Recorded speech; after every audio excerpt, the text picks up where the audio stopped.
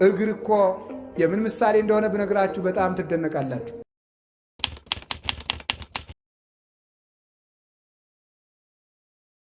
እግር የካህናት ምሳሌ ነው። እግር የስልጣነ መለኮት ምሳሌ ነው። የክርስቶስ ስልጣኑ እግር ይባላል። ጠላቶችን በእግር እስከምትገዛ ድረስ ይባላል። ስልጣን ማለት መዝሙር 109 ላይ ንበር በየማኔ እስካገባውም ለጸላይ ተከታይተ መከደ ገሪከ። ስለዚህ የተባለ የክርስቶስ ጠላቶችን በእግር ትገዛለህ እስከምትገዛ ደርሰህ። የክርስቶስ ጠላቶች መናፍቃን አጋንንት ናቸው፣ አይሁድ ናቸው። በእግሩ ማለት በስልጣኑ ነው። እግር የመለኮትን ስልጣን ነው የሚወክለው። እግር የሐዋርያትን ስልጣን ነው የሚወክለው። እግር ቀሳውስትን ነው የሚወክለው። እግር ዲያቆናትን ነው የሚወክለው።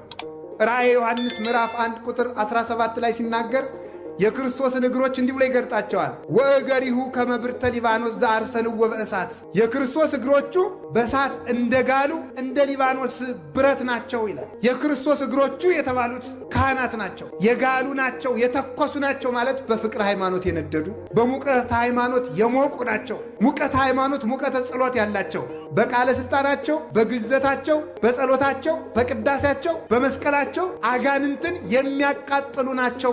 እግር አላቸው። ክርስቶስ አጋንንትን በካህናት ይረግጣልና አንድም ለስብከተ ወንጌል ይፋጠናሉና አንድም ለተልእኮ ይፋጠናሉና እያሉ አባቶቻችን ተርጉመውታል። አንድም የዲያቆናት ምሳሌ እያሉ ተርጉመውታል። ለስብከተ ወንጌል ስለሚፋጠኑ፣ ለተልእኮ ስለሚፋጠኑ፣ አጋንንትን ስለሚረግጡ ካህናት የክርስቶስ እግሮች ተብለው ይጠራሉ። እግር የተባለ ይሄ ነው።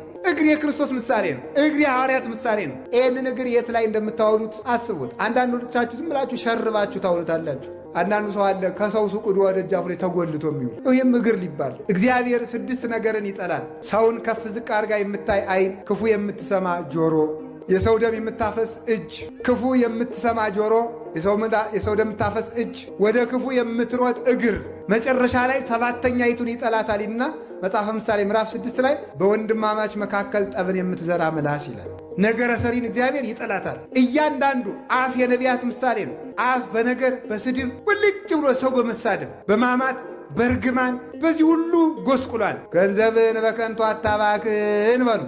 በምን አታባክን?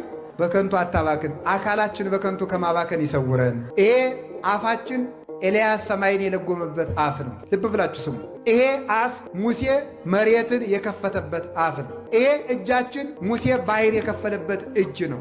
ይሄ እጅ ገብረ መንፈስ ቅዱስ መና ከደመና ያወረዱበት እጅ ነው። ይሄ እጅ አቡነ ተክለ ሃይማኖት ከሱራፌል ጋር ያጠኑበት እጅ ነው። ይሄ እጃችሁ ክቡር ነው። ለራሳችሁ ክብር ስጡት። ከማይረባ ነገር አታልከስክሱት። ሰውነታችሁን ከበር አድርጉት። ራሳችን እንድናከብር አምላከ ቅዱሳን ይርዳን።